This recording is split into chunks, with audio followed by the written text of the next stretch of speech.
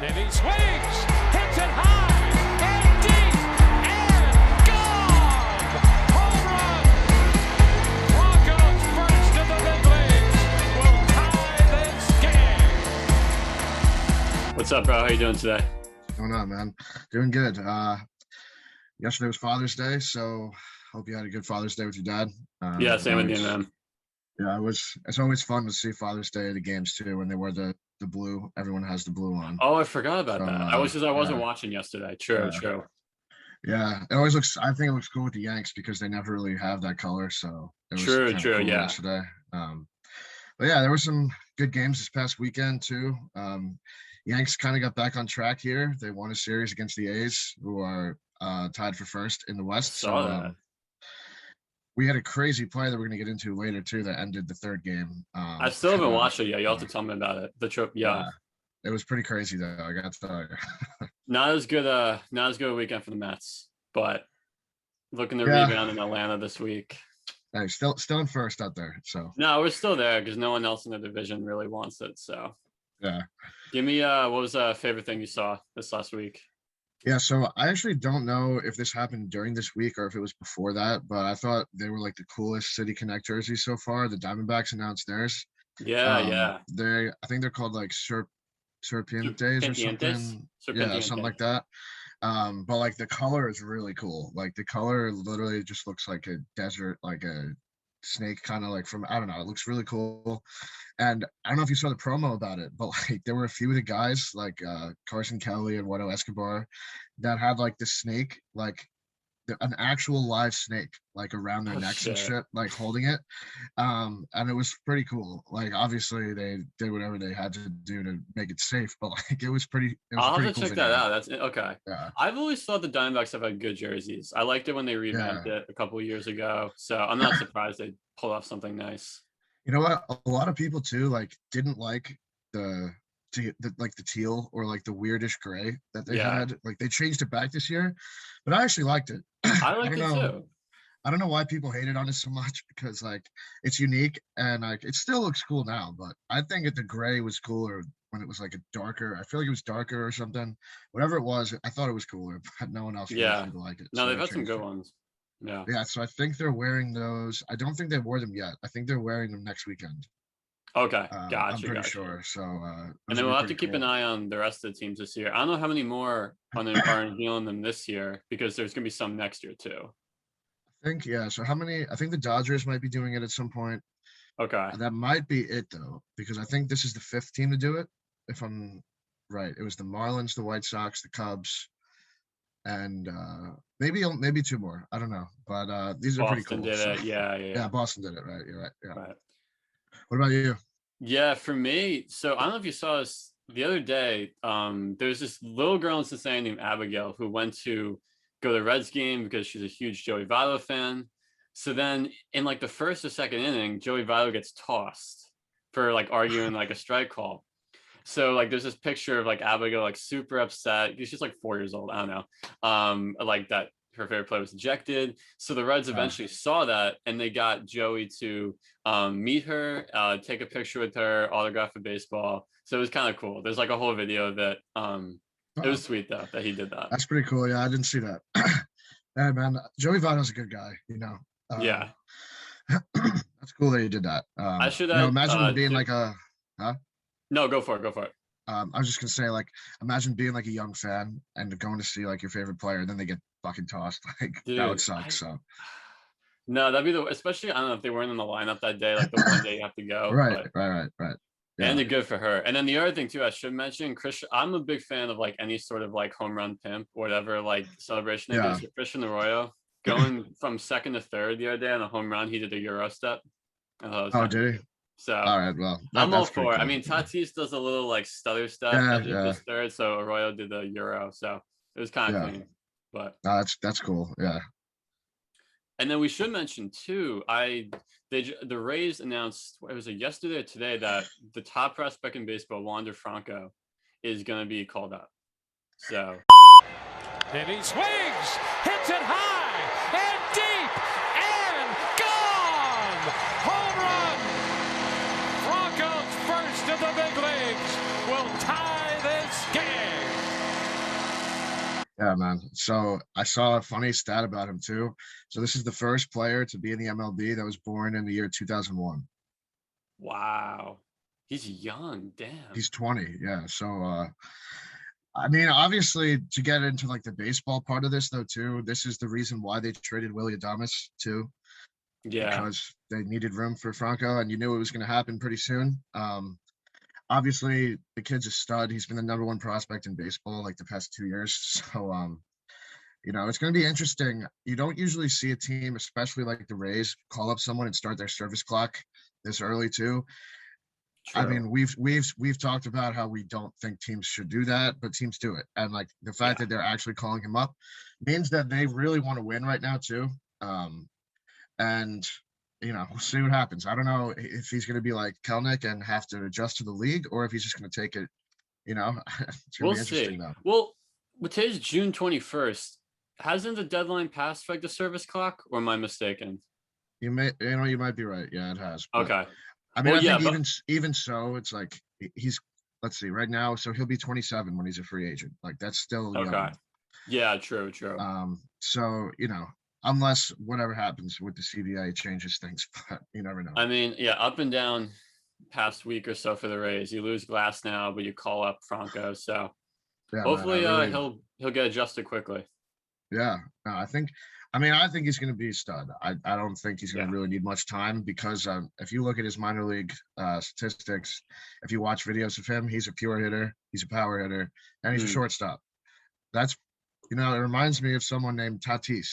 So I think he could be that stud shortstop in the American League. So. Lots of good young shortstops in the league right still, now. Like, I mean, even like all the ones that are going to be free agents, and then like a guy like Franco is getting called up. Like, yeah, it's crazy, man. No, it's a good time. Yeah, for sure. Give me for who's hot, who's not. Who you got this week for hot? All right, so hot here. I got Kyle Schwarber on the Nats. Schwarber's hitting 385 over the past 7 games. He's got 6 homers, 11 RBIs, and a 1.491 OPS. Schwarber's hot and cold. We know that. We've seen his days in Chicago, but we could get into a little bit later. He's potentially a trade candidate should the Nationals drop off. They're still about 5 games out, I think, in your division, so it's not like insurmountable.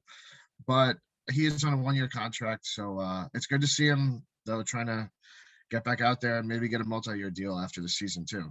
I mean, we should add too. We're recording this on Monday, so yesterday he hit 3 home runs against the New York Mets. But he's looked great. Yeah, I was gonna go with him. I just didn't want to because of my affiliation. But I'm gonna go with one of your guys. I'll go Gary. So last 14 days, Gary Sanchez, I should add 359, 5 homers, 12 RBIs, 1251 OPS. So I mean, I think his season OPS now is up to around 820. So he's quieting all the doubters from last season. Gary's he's getting back finally. He just took like a year and a half off. Now he's deciding to come back. Casual. He's our 3-hitter now, and we've been winning ever since we put him there. So it's good to see. And like I said, I've always loved Gary. People hated on him. He's kind of shut him up now. So. Yeah.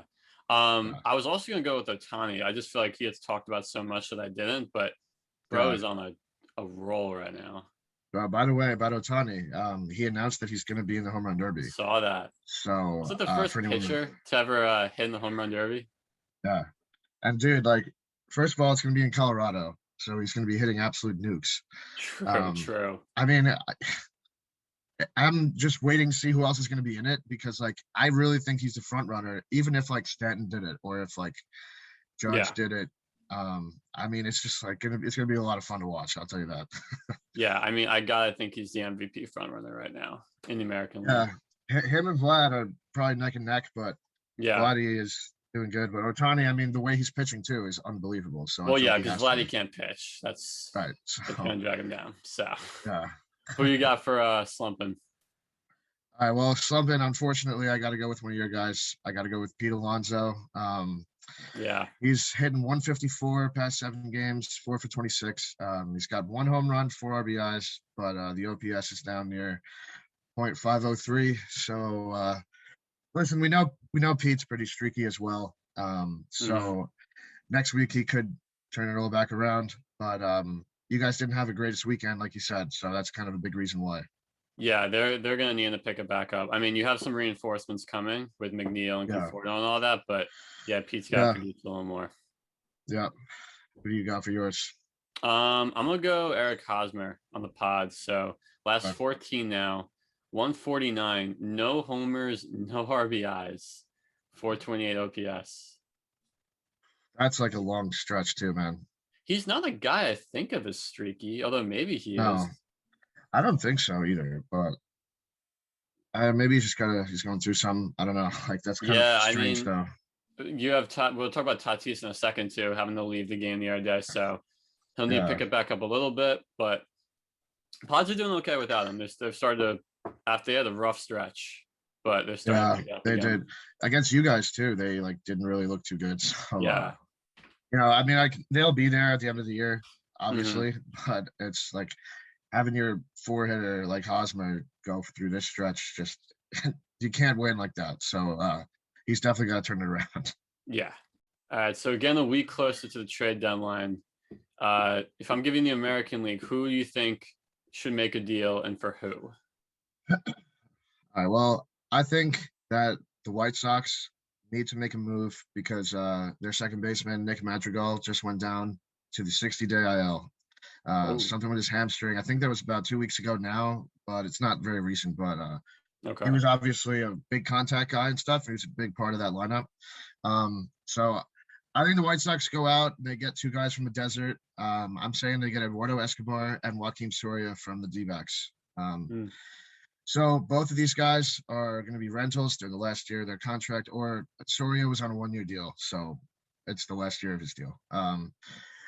Escobar has way more power than Nick Madrigal too. Like we said, Madrigal is a contact guy, but Escobar has power, man. And he can play second base and he can play third base. So Escobar so far this year has hit 240. So obviously, again, not the contact that Madrigal's got, but 15 homers, 45 RBIs, and a 743 OPS. And over 162, Escobar over his career averages a 255 batting average, 19 homers, 76 RBIs, and a 739 OPS. So for a second baseman, those are good numbers. For a third baseman, maybe a little bit below average, but this year he's played 30 games at second, and he's played like 48 games at third, I think. So he can play both. And the White Sox have Yohan Moncada playing third right now, who also, if you remember when he first came up, played second base. So they could kind of swap them however they want to. I would assume they would leave Moncada at third and then put Escobar at second because like he's their guy. But you never know. And, playoff teams always need bullpen arms. Joaquin Soria isn't having his best season. He's at a 5.43 ERA so far, but he's 37 years old. He's been around for 15 years in the league, and over 162, he averages 3.07 ERA and 9.8 strikeouts per 9. So, I think pitching for the Diamondbacks may also be affecting him because they are the worst team in baseball, too. True. And he's technically like the closer out there, and they've been so bad. So I don't know, that could kind of wear on you. I mean, that's what I was gonna say. Like, he doesn't need to be the closer in Chicago with Hendricks there. So exactly. I think if you just put him in a different role in Chicago, he turns it around. Like, has a very good chance of doing that. And I mean, as far as Escobar goes, those are pretty good numbers for a second baseman. Not sure what happens if Madrigal comes back this season, but I mean, it's always can't hurt to have a backup. To me, that's something you figure out when it happens because he is on the 60-day IL. It's not like a 10-day stint. Like he's out for at least 2 months. So, and I think Escobar would just fit really well in that clubhouse. I think an infield of Jose Abreu, Eduardo Escobar, Tim Anderson, and Yohan Moncada, that's a playoff infield, man. Like that's like a Dodger infield. So, that's a legitimate infield. And I think the White Sox really got to put their foot on the pedal here because they're in their window right now, and you got to go for it.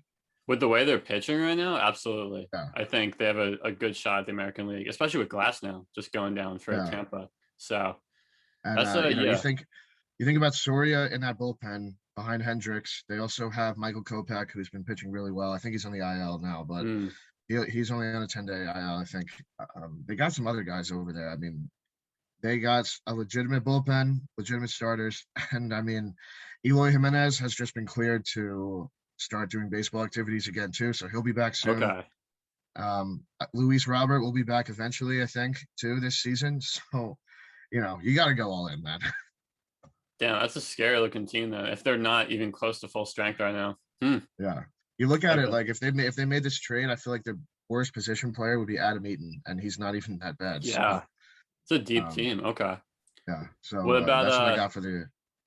Yeah. What about National League? Who are you looking at? So National League, I got kind of an interesting one, I think. But these San Francisco Giants, man, they keep proving us wrong. And they are in first place still. So if they're in first place come deadline time, they can't not make a move. Like they can't just start selling guys off. Yeah. I know that like that might be the smart move, but you can't do that to a fan base. So I'm saying the Giants acquire Kyle Schwarber from the Nationals.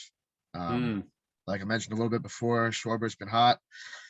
He is on a 1-year contract. And the Giants currently have 2 guys on the depth chart in left field injured in Alex Dickerson and Darren Ruff.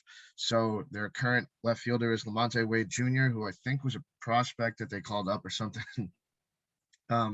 He hasn't been up for that long, so not necessarily bad, but like, you got an outfield right now of Wade Jr., Mike Tauchman is the starting center fielder, and Yastrzemski is in right, who Yastrzemski's legit. Obviously, I saw Tauchman play a lot, but I don't know if he's an everyday guy. Yeah, I don't think and again, like this move obviously depends on if the Giants are buying or selling come deadline time. I just think that if they're in the position they're in now, they can't sell. So they have the best record in baseball today. It's 46 and 26. Really? Yeah. Holy I think smokes. like the next closest team too is like maybe have 42 wins or 43 wins. Like they're a few above the next team. Like it's crazy. Wow. And, obviously, like, Schwarber's not the best defensively either, but he's improved. And he's played the outfield every year in his career now. Like, he's gotten better. Obviously, maybe you'd prefer to have him as a DH somewhere, but I think the Giants would take the offense over the defense. Because this year, Schwarber's hitting 241, 18 home runs, and 42 RBIs. And he's got an 842 OPS. Over his career, he averages 37 homers, 85 RBIs, and 819 OPS over a full season. Again, if they make a move like this, it's a last-ditch effort for the Giants front office to make a push. With these core guys, because obviously, if you got Schwarber, he would also be an impending free agent after the season. Right. So that would be a lot of guys leaving. But I feel like, if it makes sense, because I can't believe they're in first with the outfield you just mentioned, because even let's say like Dickerson or Ruff comes back, I mean, is Yastrzemski right, Tauchman center? I don't know. There's like that seems like a pretty weak outfield for a first place team. It does. I'm like, I don't know how they're doing it, because like Longo's hurt right now too. Their pitching has been unbelievable, like we've talked about. So I think that's the biggest reason why. But their whole rotation is free agents after the season. So that's so interesting. So that makes me wonder if they really are going to go all in or not. Because I mean, it's just like, can you imagine though, like a front office being in first place on July 31st and like selling? No, it wouldn't make sense. I couldn't see it happening. Like it's the smart thing to do. And like if we were GMs, I think like we would want to do that, but it would be so hard to do that. Yeah. Because then your fan base would never have any trust in you ever. So I guess maybe you just go completely all in on this season, because next season might look completely different. Yeah, especially if you're in a market like San Fran, like it's a pretty big city, big baseball town. Stadium's great. Also, expect the Giants to make a splash in free agency. At least one person. Maybe they go after a big shortstop. Maybe they go after a few pitchers. I don't know, but they got a lot. Like the good thing is they got a lot coming off the books too. True. So like if they go all in, they can spend a lot of money on other guys this offseason too. So like that, you can look at it like that too. And I just think the Giants got something working this year, and I don't see it going away anytime soon, to be honest with you. Definitely the most interesting team in the league right now. We had said that about the Cubs at one point, but I feel like it's definitely the Giants now. So I think it's definitely flipped over to the Giants for sure. Yeah. All right. So getting into what it seems or not what it seems, I wanted to talk a little bit today about the Cincinnati Reds. So okay. Another kind of interesting team. So they're tied for third right now in the NL Central at 35-35 with St. Louis. They're 4 games out of first, 5 games out of a wild card. But like at the same time, they have like 2 of the best hitters in the National League right now with Jesse Winker, of course. We all expected that, and Nick Castellanos. And I mean, you have Luis Castillo, who struggled to put together this season, Sonny Gray. So I guess my question is like, are they a 500 team? Is that kind of who they are, or is there more coming? Because it feels like they're underachieving right now. I mean, we've talked about the Reds a little bit, certain episodes. You guys know that, like, I'm a big Reds guy, man. I'm not giving up on them ever. But I just don't understand why I do this, because they fucking don't do good. I think they're better than 500. I think, like, this right now is not what it seems, because, like, Castellanos and Winker will most likely be the starting outfielders for the All-Star game in right field and left field. Yeah. Sonny Gray's on the IL, but he's been okay when he's pitched. Castillo has looked better his past few starts too. Yeah. But Joey Votto just came back. Suarez has begun to hit after they moved him out of the everyday shortstop. I think they put him over at third now most of the time. Tyler Naquin has been having a good season too. He's kind of cooled off since that like insanely hot streak early on. But I think a big thing that's hurting them though is having Mike Moustakas on the IL.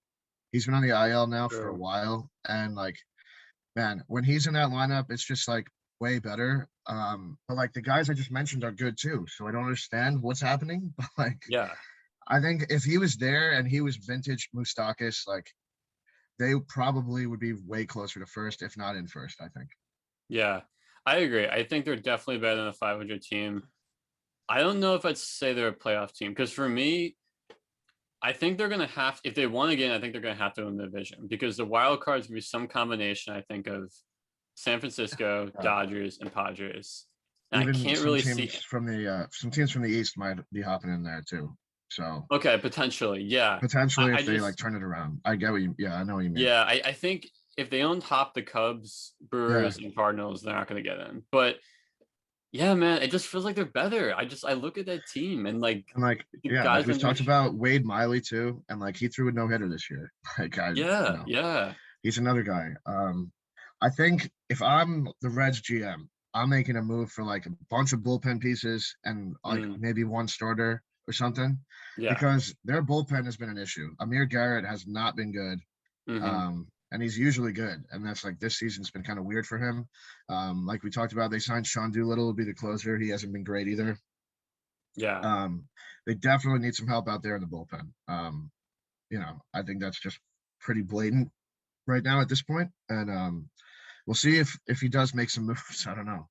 I mean, yeah, I'm looking right now. Their run differential is -11. So like they're kind of about what they've played to be. Their record, honestly, you can argue, should be a little worse based on that. Right. But yeah, man, they have a tough task ahead of them in that division. 3 teams to hop. But I don't know, man. Like you said, they're only 4 games out too. It's not like that much. So. That's true. That's true. So, I mean, so moving on to a player this time, I want to talk a little bit about Matt Olson on the A's now. So his last 30 days has a 1.187 OPS. I mean, if you remember last year, he batted 195, in the shortened season, but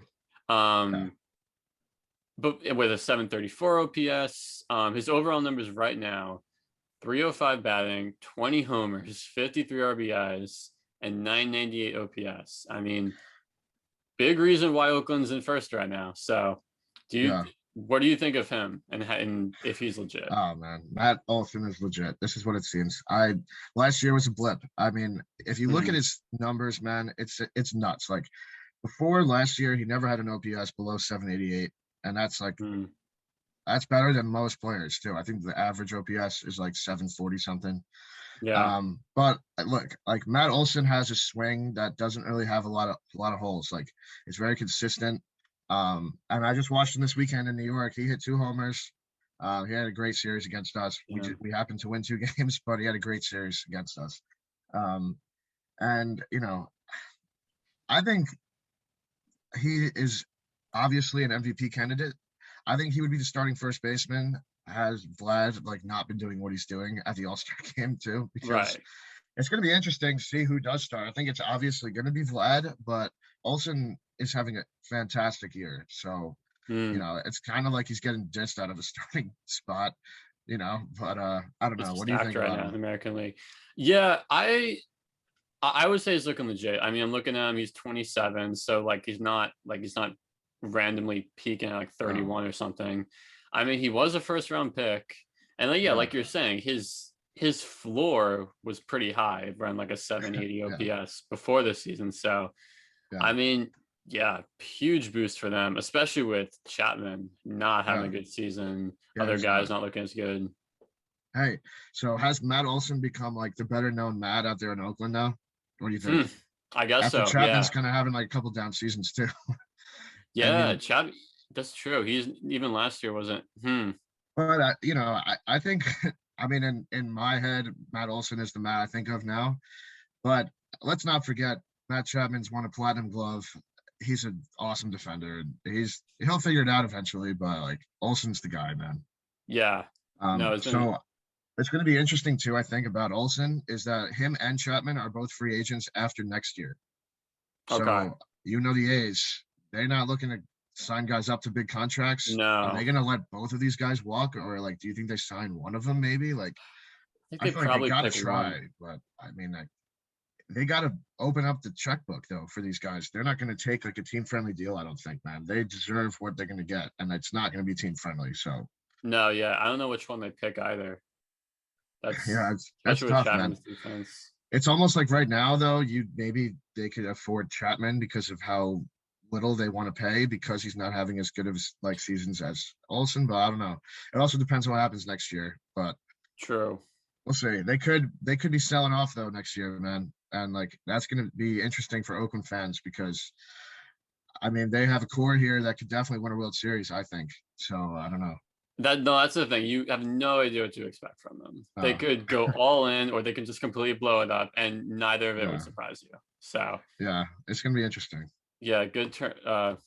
Solid season opener right now. And then our last guy to get into a little bit, we talked about him a little bit already, was Gary Sanchez. So, I mean, like I said, last 14 days, 1251 OPS. His numbers this season, only 237 batting average. That's about who Gary is. 11 homers, 25 RBIs. I mean, we all know his last season sucked. 49 games last year. 618 OPS. He didn't even start this year off great. He was splitting time with oh man, I'm blanking on his name now. With Higgy, Higashioka. With Higgy, yeah. So I mean, I'm curious what you're thinking of him right now. I mean, I guess it's hard because his rookie season was so good. But where you think his peak is at? So I mean, I don't think he's gonna hit 359 the rest of the year, but I think that he's going to have, like, I don't know. I think he's going to be our 3 hitter for the rest of the season. Like, I think this is what it seems, not to the extent of like hitting almost 400, but like he's going to be consistent now, I think. Look, I mean, from 2017 to 2019, Gary was a 2-time All-Star. He averaged 232 batting average, 28 homers, 73 RBIs, and an 805 OPS over 162 in those 3 years. So that's all-star level, man. And like that, I think I saw a stat. He has the most homers of any catcher since he got called up. Like even Real Muto is like a significantly lower than him in that. Obviously, it's not all about home runs, but that's who he is.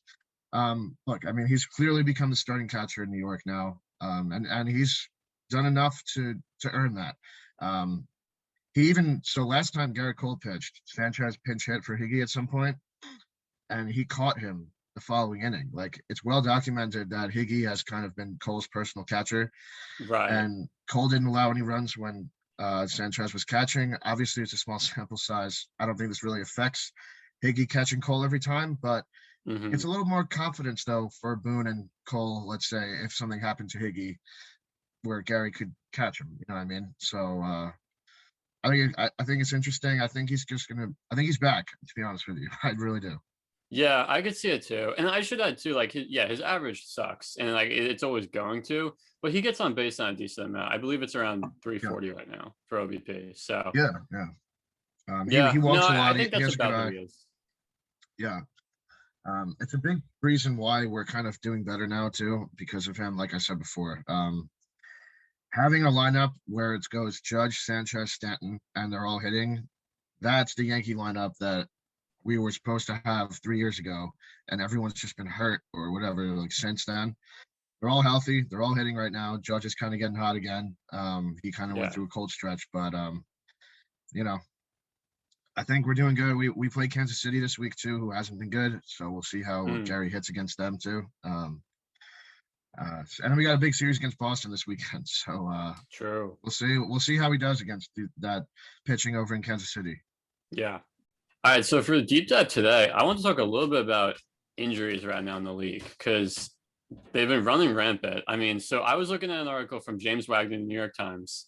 So he interviewed a few people. One of them was Stan Conti, the former head trainer for the Giants and Dodgers, and he was doing research on injuries, and he looked at, compared with 2019 spring training and the first 2 months of that season, the number of IL stints had increased by 31% through the same point of this season.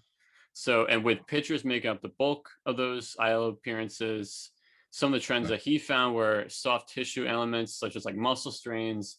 Those are up 117% from if you're comparing this year through 2019. Groin injuries up 700%, hamstring injuries up 194%, oblique injuries. So a bunch of, like they're saying, soft tissue elements. One of the guys they talked to was Zach Britton. He said, one of the factors he thought was the shortened season. So you have batters missing out on hundreds of at-bats and pitchers like innings to build themselves up. And then like the idea is, so now if they're coming into this season, they're just not as physically ready. So they're not ready for that increased workload. So, I mean, it's obviously something I've seen with the Mets so far. I mean, huge amount of team getting hurt. I mean, you look at the Dodgers, there's some major injuries they've had after the shortened season. So, I mean, definitely been a theme so far this season. And it's interesting, like, I hate to bring up the Yankees injuries too, but that always happens every year. Like Stanton, always soft tissue stuff. Judge, soft tissue stuff most of the time. Like, or obliques are usually big too, honestly. But like Voigt's out right now. I think he comes back tomorrow actually, but he had an oblique. Like Judge always has that oblique. It's kind of interesting. I think that having the shortened season last year definitely has had an effect on guys. Even like DeGrom, like he's kind of almost hurt himself after like every start. It seems like, doesn't it? Like, it's always comes back like that. He's fine, but it's still interesting. Like, I don't know. Well, it's funny because I had thought it'd be the opposite. I thought if it like a shortened season, you're essentially like I'm like blank on how to phrase it now. Like you're saving the players like games. Yeah. So if anything, they'd be more fresh. But I mean, this like idea makes sense though. Like their bodies like just have not been built up enough. No. And like, I think it's interesting that like some guys haven't even been affected by it too. Like a guy that's in my head right now as an example is actually someone I wanted to talk a little bit about at a different point, but Zach Wheeler, like he was great last year in his first year in Philly, right? Yeah. And he just was coming off the contract. And now this year he's been better somehow. And like, maybe that's affected a guy like him better, like that he didn't pitch as much last year. Like maybe the wear and tear on his arm has kind of helped him. But like then there are guys like, I don't know, Muncy or like you mentioned, Dodger guys. There's just been so many guys like Bellinger. Yeah. Turner was hurt for a little bit. Seager's obviously out right now too. I mean, I don't know, man. It's like maybe like you don't want to say the players are soft, but like maybe give some of them some more off days or something, like because the players are never going to be like, I want an off day. Like it's really always the manager. I feel like most of the time it's being like, sit out today, take a break, take a breather. And like, I know you don't want to sit out your best guys. And like, as a Yankee fan, they sit Stanton sometimes when like he's DHing. So I get annoyed at that, but they don't want him to get hurt. I mean, maybe you do need to do that to some guys, as much as I hate to say it. I don't know, man. And like, I feel like tying this back to like another major theme of the season so far, like the whole sticky substance crackdown they're doing, Right. that makes it all the more like confounding, because now you're basically saying there are players who are already at risk for more injury. You have to adapt again, like on the fly. I mean, we already talked about, I believe we talked about Glasnow already, and how he had to adjust his grip, and then that leads to a freaking shoulder injury. So like, it just seems like the perfect storm of factors that is leading to guys in the IL. I mean, I don't know, if you're the MLB, your freaking best player, Trout, is out for a while now. Not a good look. He's going to be out for at least another month, I think, too. Yeah. At least through the All-Star break. That's what they said. So that's about 3 weeks from now. Yeah, I mean, like, you never really see in a sport like the best players like not playing. Like Tom Brady's always playing. LeBron James is always playing. Sidney Crosby or Wayne Gretzky was always playing. Like in hockey, it's just like, I don't know. It's just interesting to me. The NBA had a kind of similar issue this year, because like the short off season, you had guys going down like crazy, especially in the Lakers. But I mean, different circumstances led to that. But yeah, I mean, I don't know. It just sucks if your best guys aren't out there, especially with like All-Star game coming up. Yeah, I mean, so has Trout been an All-Star every single year that he's been in the league? Like, is this going to be the first year that he's not? I mean, yeah, I feel like he has been. Like, maybe not like when he first got called up, but like, he probably got called up in like September once, but like then the next year, I feel like he was an All-Star every year after that. So that sucks, man. Because like that goes. I mean, not that anyone cares, but now that goes down your record. Like, I know. You have an All-Star season. I don't know. Just, it's stupid. It's like I almost want him to just like be able to go anyway, just like sit there, because like he would be an All-Star if he was healthy, but he can't do that. No, of course. I mean, yes, I don't know. Maybe you look at 2022 is like where things start to come back to normal as far as player health. I mean, like, again, obviously a lot of things are going to change next year, like this may be included, but the CBA is coming up. We'll talk about that at a later time, but we know that's going to change a lot of things about the sport. So next year we could be talking about a whole lot of different things. Yeah, no, definitely. It has been a weird year for baseball so far, and it's only getting weirder. So, all right. Getting into best pitcher performances of last week, I think I got to start with Walker Buehler. So on the 19th against Arizona, took a no-hitter into the 8th. Ended up getting broken up, and his final line was 7 1/3, 2 earned, 11 Ks. But I mean, dude, he's on a roll. I mean, probably been the best guy in that rotation, and could stay that way. Like that's on a blip in my mind. No. Walker Buehler, I think, is going to be a top 5 pitcher in the league for a long time. And maybe he's not necessarily now with his numbers, because a lot of guys are having great seasons like we've talked about, but he's still like at least top 15 right now. I mean, he's been solid. And like, it's crazy. Like, Kershaw's always been the guy, but Walker, what he did like last year in the playoffs and stuff, he's the new force out there in LA. So, plus against Arizona, who's been absolutely horrible, you expect your ace to go out there and take a no-hitter into the 8th inning. So yeah, I mean, our stat of the week last week was how he hasn't lost a game since September 2019. So I mean, no, he's been killing it. Moving on to a guy slightly older, at 39 years old, Adam Wainwright did a 7-inning complete game on Sunday at Atlanta, 1 earned, 11 Ks. I mean, I don't know if there's a comeback player of the year award, but I mean, he'd be in the running. Yeah, I mean, he did okay last year. He actually pitched pretty good, but it was a short season. Yeah, actually, I say that I don't even know what his stats were, to be honest. But okay, but it was a shortened year, so like you can't even really look at that and be like, yeah, you expect him to like be that good, because like he probably had 10 starts plus a playoff start maybe last year. So I mean, it's crazy that he did it against like Atlanta, because like Atlanta, they're supposed to be good, and like they just kind of haven't gotten there either this year. But there was a doubleheader, right? That's why it was 7-inning complete game. Yeah, Yeah. Yeah. Okay. So yeah, I mean, he looked like vintage Wayno, one earned run against a Braves lineup that is pretty solid, as we know. So that's pretty cool, man. 39 years old and he's still doing it. Yeah. No, props to him. Yeah. And then last Saturday, a great pitching duel.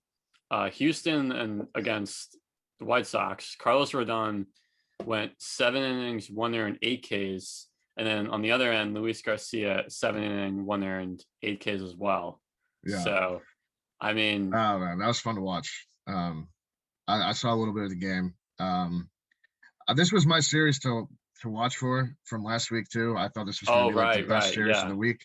So obviously it lived up to the hype. It was a pretty good series. Two pretty good teams going against each other there. We know that Rodon has been amazing this year. Good for Garcia, man. He's a guy I don't even really know much of, but to kind of match a guy like Rodon after the season he's having is pretty solid, especially against that White Sox lineup.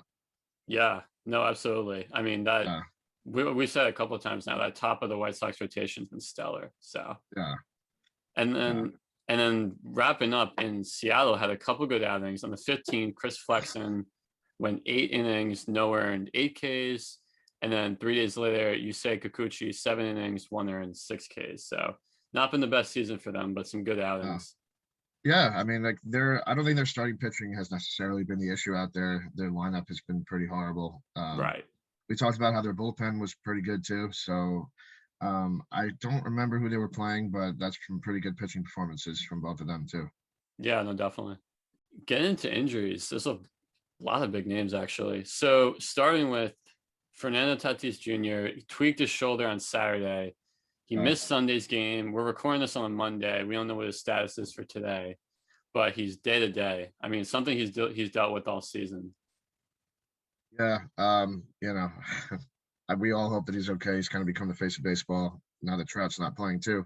So, we hope for the best out there in San Diego. I should mention too, when I was doing the research on the injury section, that San Diego is leading the league in like player games missed.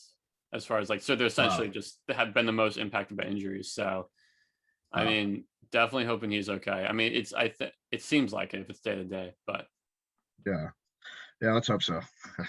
And then staying in that division, Carson Kelly went to 10-day IL. He had a wrist fracture from a hit by pitch for the freaking. Yeah. I don't know, such a frustrating injury, but that was last Saturday versus the Dodgers. So yeah. Kelly's been having a good season too. He was arguably maybe an all-star. Maybe he would have been the lone all-star from Arizona. Escobar and Marte had a chance too, but wrist injuries always suck, especially for a catcher too, because it's tough to come back from for anybody. But then if you get hit, you're trying to block a ball again, it could aggravate it. So you really got to take your time here. I don't know how long he's gonna be out. So next, I feel like we talk about this guy every week, which is frustrating. But Jacob deGrom expected to return today after leaving his last start with shoulder soreness, and apparently he said he injured it on a swing too. In the previous start, right? It was like the one before. When he and then he got a hit again though. Yeah, like the guy is hitting like a machine, and he's getting hurt because then he can't pitch. Like deGrom, figure something out, man. I don't know what's going on. If you're Luis Rojas, do you just tell him not to swing a bat the rest of the season, which is so annoying. Dude, you can't, bro. He's like another hitter in the lineup. It gives you guys such an advantage, but I don't know, man. I don't know what you do. So I mean, we'll probably be talking about it again next week because this is just a week by week thing. I feel like now, but he said he's be ready today on Monday. So hopefully he's all right. And then sticking in with them for a second, Jeff McNeil will be activated today. Feels like he was gone for a long time. So guys are slowly coming back for them. Yeah. Moving to LA for a second, Cody Bellinger began a rehab assignment. Could be back as early as this Tuesday, the 22nd. And then Max Muncy, who had a right oblique strain, played in a simulated game this past weekend. So no exact timeline on him, but he should be back fairly soon, I would think. Yeah, those are both going to be big boosts for the Dodgers. Again, they're still playing good. It's just you wonder when these guys come back, do they overtake the Giants? Is that the time when the Giants fall off a little bit and San Diego gets hot too? I don't know, but I mean, they're behind 1.5 games right now. So whatever that next LA San Francisco series is going to be that's true. Yeah. Must watch. Yeah. And then a couple others, George Springer, who's hardly played this season, is on a AAA rehab assignment. So, I mean, again, no date on him yet. Because the GM is keeping that close to chest, but hopefully he's back soon. They need him, man. Like, they're kind of dropping off. We just swept the Jays this week. They're kind of sliding now, and I think they need Springer, man. They need him back. That would really boost them up. Obviously, the Jays have other issues that include pitching, but having Springer back obviously won't hurt you. So that'll be big when he comes back. So no, you want to see him play after the contract they just signed him to. And then last one, Max Scherzer left his last start with groin inflammation, but he threw a bullpen session this past weekend, and he said, "See you Tuesday." So look, I mean, that's almost all the news was. So hopefully, that's what happens. If Max says he's good to go, he's good to go. No, I feel like he's not listening to anyone else. He's just on his own terms. All right. And then what would you say number one series you're looking forward to this upcoming week? Well, man, I gotta go with Yankees Sox, man, up in Boston. Series at Fenway, Friday through Sunday. It's gonna be big if we could at least get 2 out of 3. So it feels like it's been a while since it's been Yankees Red Sox. Yeah, I know. We played them a couple weekends ago at the stadium, but Dodge. Oh, right. We haven't been to Fenway yet, which is crazy. Like, that's what I'm thinking. Already almost at the end of June though. Like, I can't believe that. So we're gonna see, that could also be where we could pick up some ground this season too. When we play them, if we start to beat them, like, we could definitely go up in the standings, because we've only played 3 games against them, so that means there's like 16 or 17 games left against them this year. Right. So if we could start to do well in those games, it could really boost us up. So I'm really hoping for a big weekend up there in Fenway. Yeah, I'm not completely sold on Boston right now, being the first place team. I think I'm not either. They could be, but they would have to make some moves, I think, too. Yeah. Yeah. Plus the Rays too. Now that Glasnow's out, man, you don't know what's going to happen. That's why they called up Franco to begin with. Yeah. They kind of have their own issues right now. The Rays always find a way, but they're kind of on thin ice right now, I feel like. Yeah, no, definitely. I'm gonna go with Cubs at Dodgers starting from Thursday to Friday. I mean, kind of an easy one, just 2 first place teams. You're thinking maybe by that point the Dodgers have either Bellinger or Muncy back, which would be great to see. Yeah. But in LA, I think it'll be a pretty good series. Yeah. I think that'll be a good one. Cubs, and they're like the Giants in the fact that they have a lot of impending free agents too. So they're another team that, like, if they're still in first, probably make some moves. So we'll see what they do against a good LA team for sure. Yeah. And then wrapping up with stat of the week was Yankees A's this past weekend. And to close the game, Aroldis Chapman throwing the fastest pitch of the season at 103.4 miles per hour to strike out Matt Chapman. Was also apparently the fastest pitch in over 2 years. So May 31st, 2019, when Jordan Hicks threw, I think it was 103.5 or something. So that's crazy. Chapman looking good. Man, that was on Saturday. Chapman kind of got himself into trouble a little bit, and then they just fucking gassed him. I mean, imagine trying to hit that. That would just be nuts, dude. 103.4 miles an hour, like that, coming at you from like 60 feet away. Yeah. Like, and then the stare he does at the end of it, I feel like makes it. Yeah. It's clean. He always does it, man. That was a cool situation too, because it was Chapman against Chapman. True. So that was kind of funny. But, he's looking better. But that wraps up for us, and we'll be back next week. Yep. See you guys next week.